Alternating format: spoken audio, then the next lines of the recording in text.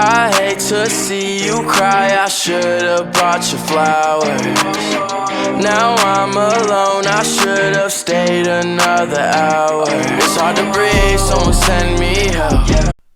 What's up guys, how we doing? It's your boy Chris. Welcome back. Really appreciate all the support, all the comments, the messages. We're really killing it. I'm glad that you guys are here for me and helping this channel grow. Anywho, enjoy the video. Today we're talking about toxic relationships and how 30 to 40% of the relationships that we have in our lives, whether you realize it or not, is toxic. Let me hit you with a quote. Times change, people don't. Wise man once taught me that, and I didn't realize what it meant until I got in my early 20s and started to progress through this life, because literally people that I've dated, talked to, been friends with in the past, I have nothing to do with at all. This video is going to be about that toxic ass person that you have in your life right now, who you might not have a good way to get out, but you want to take the steps to start and try to move on with your life and move on to better things. Without further ado, let's do it. Toxic relationships are becoming more and more prevalent in 2020, and I'm not sure if it's because of social media, but we will assume that it is because everyone knows what they're doing these days. You literally have a camera on you through your life every day. And the relationships I'm talking about today can be with anybody. It can be friends, family, brother, sister, aunt, uncle, whatever. It doesn't have to necessarily be a significant other. First, what you need to do if you feel like you are experiencing something toxic, you need to sit the hell down and you need to do a self-reflection and self-evaluation. Because more often than not, the relationships you have in your life will have a commonality in the track record, whether, whoever it is, depending on the person. And through this track record, the relationships will resemble one another. I want you to look at each individual connection that you've had with somebody in the past year, 2 years, 3 years, whatever the case is. And I want you to identify if there was anything common within the expectations you had for yourself and the other person. And I am sure, I'm 98% sure that you will find that you are having some sort of reoccurring track record between people that you choose to engage in relationships with. If you do this self-reflection and you find that shit out and you're like, well, I feel like this person at the beginning wasn't much different from the last person, or this friend isn't so much different than my relationship with this friend. If you find that common pattern, then you might be in warmer water than you think.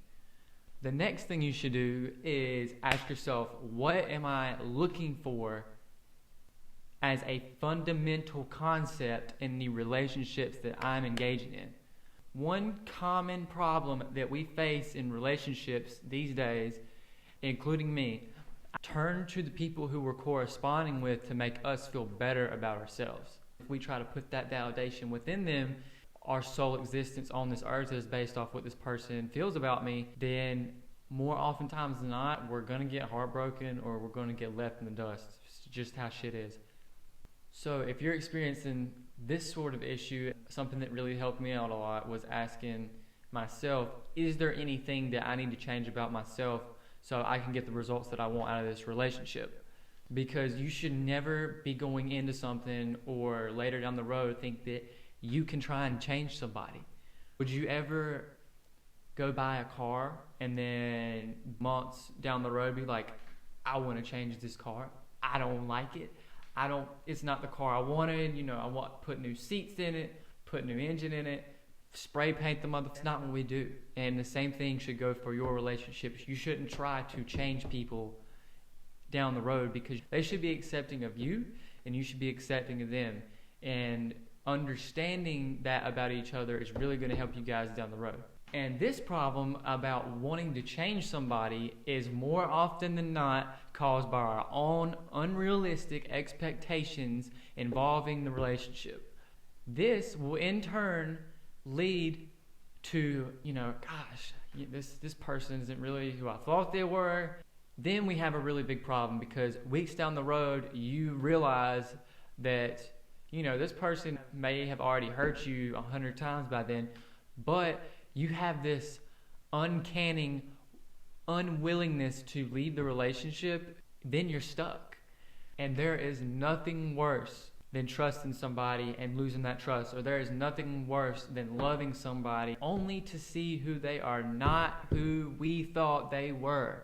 We then form this manifestation of who we want them to be, and we will use that version of love to overlook every red flag that we see and every red flag that pops up. We become attached to this ideal image and this perception and enigma that we want them to be, when in reality it's nothing but a fantasy. And that sucks. It really sucks. One of those cases where your heart's telling you one thing, but your brain is telling you that they are actually not as bad as the person as what they're doing. It's not that bad. We want to throw the towel and play the innocent card with people that we love, because that's what we do. We're lovers and we're forgivers, but they ain't the same way. So in turn, these people then hold us back, whether we want it to or not. Time is going to keep moving forward. And the worst part about it, this person is not telling us their true intentions they may have. Then we begin to form resentment at them. We start to act a little weird. We then start to hear that little voice in the back of our head, right? Questioning literally everything, and every concern that you have is paralleled by this little voice. What do we do to that little voice? We turn our heads, because we believe in this person. We believe things can get better. Then you become so forgiving and so oblivious to the bullshit that toxic ass is putting you through, then you don't hear that voice anymore. And literally, this person has all the leverage and all the power. By this person having all the leverage and all the power, they get to decide when to come, when to go, when to be nice, when to be mean, when to be an asshole, when to kick you out, when to come back. And then this toxic individual will put you on a pedestal and make you feel like you are God's greatest gift to the world. They use and create the validation that I mentioned in the first video.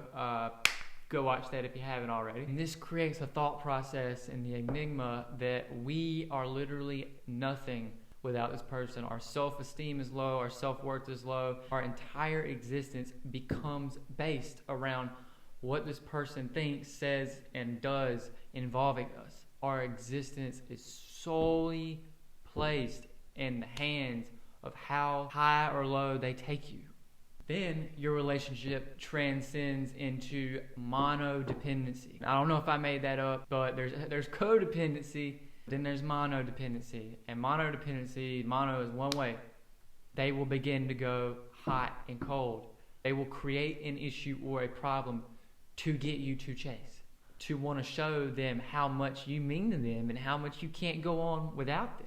And out of nowhere, when you least expect it, here they come, right back, open arms, acting like nothing ever happened. No remorse, no apology. You might get a I'm sorry, but you're not going to get anything more genuine than that. They might apologize half-assed. If you haven't figured out by now, run. Put on your track shoes and take off. A toxic person will always skip what needs to be said and jump back into things and the ideal way that they need things to be. And one of the signs we're going to finish up with is always finding yourself in the shoes of having hit the reset button. People make mistakes. You're probably going to find yourself hitting the reset button with this person, always. And they don't understand it doesn't have to be that way. We hold on to the good times and the good memories, as little as they may be the most significant of all. And through this process of always hitting the reset button, we find ourselves get that idea that I can't live without this person. I need this person. The thought of losing that individual is scary enough to make you want to try everything to fix what needs to be fixed. You are loved. You have more self-worth. By you staying at that individual, you're cutting yourself short. Something else very real could be out there, and that next genuine individual could be out there waiting for you. Don't live in fear, and don't let anything keep you from exiting this person's life to go make better connections and go build something real with people that also want something real and understand the value of having something real. This is just something that takes time. I hope this opened your eyes to any sort of relationship you might be having today with someone who's toxic. If it did, leave a like and subscribe. Just kidding. Go and find somebody real that you can be a friend or a girlfriend or a boyfriend, whatever the case may be. This is another episode of Chris's Closet, guys. Thank you for the continuous support. It means a lot. We'll catch you next time. Peace. Real easy like a free throw. The way you let me go, I guess we'll never know. 3 nights, no sleep though. I'm on the Addy pills, I don't know what I feel. I'm on the next flight out to come see you. While we all